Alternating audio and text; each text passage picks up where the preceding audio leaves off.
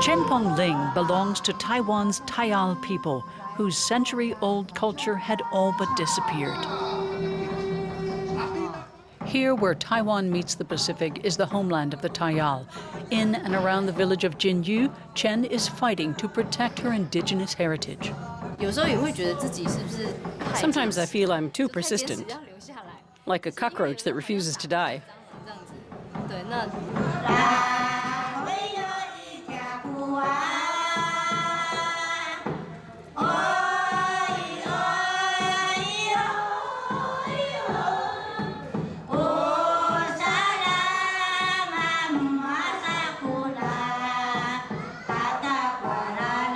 The Tayal live in communities. Close to 600 people live in Chen's village. By the entrance to the village, there's a statue of a Tayal in a loincloth hunting a wild boar, just like in the old days. At the former police station, Chen heads a meeting of the Village Development Committee. Its goal, to ensure a future for Taiwan's indigenous peoples. When I returned to the village for a project after a long absence, I thought, our culture's being neglected. And as I was studying regional planning, I realized, if we young people don't tend to it, no one will. But Chen doesn't speak much Atayal. Her family left the village when she was quite young. To raise funds, the committee began doing everything, from selling millet liquor to wooing tourists. So the Tayal could stand on their own 2 feet. But as an independent young woman who didn't speak the language fluently, Chen also met with resistance. Especially the older members of this patriarchal society were reluctant to follow her lead. Alcohol abuse and high unemployment also continued to plague the Tayal. So Chen says to deal with indigenous issues, you need to have a thick skin. There's no pleasing some people. We ask ourselves if we shouldn't just give up because it's never enough. You have to be able to put up with that. But a decade of hard work and persistence is paying off. The number of visitors is rising, and there's more tourist accommodation. That means more money, jobs, and a sense of pride in what they've accomplished. That's given a much-needed boost to the Tayal's self-confidence. Chen approaches a tourist who's fishing here. She invites him to an upcoming festival and to take part in a trash collection project with the tourists out there. Chen tries to hook him with her vision of ecotourism, but he's not taking the bait. He says, maybe next time. If we want tourism, we have to give something back to the land. We're cleaning up the rivers and streams. The tourists can help. They learn how to paddle a kayak and help us too. The Tayal consider themselves to be very robust, unlike these countrymen from the West Coast. They did recover one piece of plastic and had an unforgettable experience. What's up? Seasick. I threw up. It was bad. So you fed the fish. The guide, a young Tayal, isn't worried. It's all for a good cause.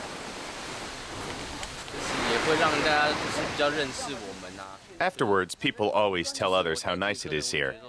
It makes me happy to be able to tell people about us.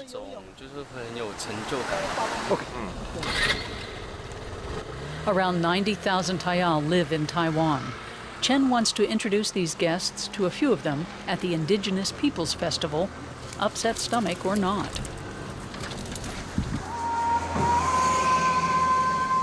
Freeing her people from the shackles of history has become Chen's life work. 16 groups of indigenous peoples have now been officially recognized by Taiwan.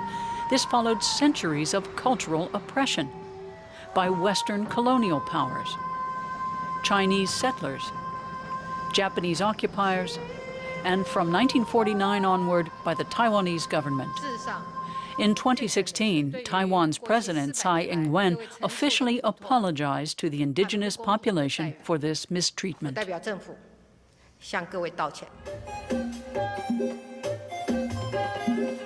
The The high school of Nan'ao is famous for its street dance club. It began mixing urban dance with elements of indigenous culture and went on to win national competitions. Suddenly, they were hip all over Taiwan. In their dances, rice is symbolically threshed or cloth is woven. This courage to combine the old and the new has helped to rejuvenate Tayal culture. After our winning performance, we were so moved we almost cried. The audience applauded wildly. Even the elders thought it was fantastic, and a way of passing on our cultural heritage.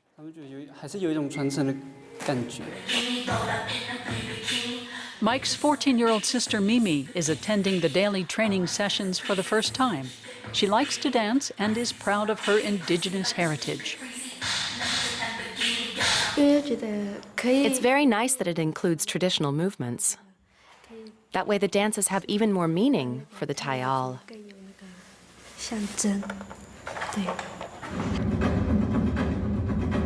Making progress, one step at a time. Their forefathers would certainly applaud their efforts. Taiwan's indigenous peoples are now taking the plunge and showing off their culture to outsiders. At Jinyu's highest point, a Tayal woman is doing her part. With a loan for indigenous peoples, some help from her parents, and a lot of guts, Chu Lingqi has built a roomy B&B. It attracts tourists from as far away as Japan and Singapore. Tayal women have shown more initiative than the men. Chu left Jinyu when she was a teenager and still works as a nurse on Taiwan's west coast. But now she spends half her time at home.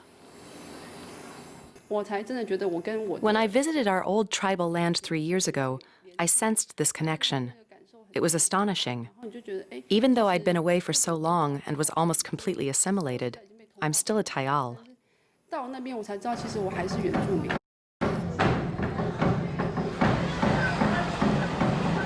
At a place that's accessible by road and rail, a Tayal Festival is happening. This is the second edition of the festival. Its motto is sharing feelings.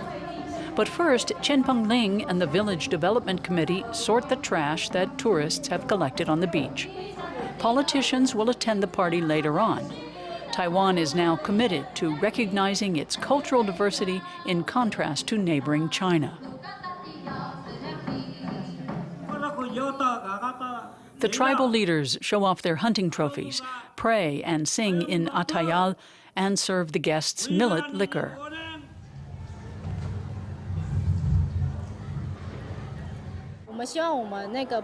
Our first goal is to support the older people. All the local tribes have sent representatives. That's good. And more people should get to know us. That's why the festival is being held here, so tourists can stop and take a look. Following one of the speeches, Chen approaches an older woman and in Atayal arranges for us to visit the Seniors Club the next day. The seniors meet every weekday from 10 until 12 at the community center. There they can get a medical checkup and do cardiovascular exercises while sitting down. And today they're being treated to a special film. A few years ago, residents of Jinyu took a helicopter ride to the mountains to visit the abandoned village of Yuohin.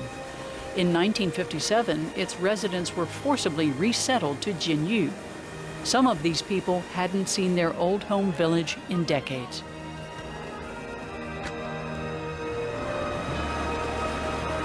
Here lie the roots of what made the Tayal what they are. There wasn't much variety, but the mountain gave us everything. We also planted sweet potatoes. Everything was organic. We were lucky and didn't have to buy anything. Up there, I realized how much I missed my home village. Chen was there too and saw for herself how important this trip was for the older people from her village. Chen Tanchu was one of them. I spoke Atayal and cried. Then I visited the remains of my parents' house and our house. And I left my name behind. The communal hall is a place of remembrance. Many here say life was harder in the mountains, but it was nicer.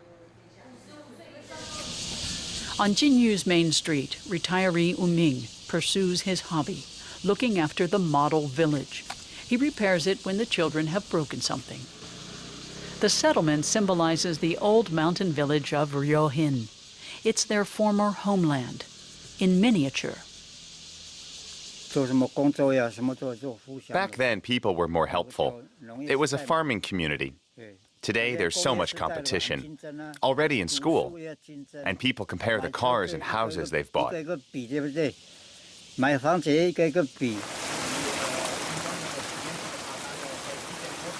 On this day, the conditions aren't great for long treks outdoors, but there's no stopping Chen Pengling. While the seniors wax nostalgic about the past, Chen Pengling is creating the future in the mountains. After 30 days, I could not believe my before and after picture. I literally rolled back the hands of time. She meets with a troop of construction workers. The Tayal men are renewing an old mountain trail. They're what you might call trailblazers. Past generations collected mushrooms and hunted wild boar here. But grass has also grown over this part of her people's culture.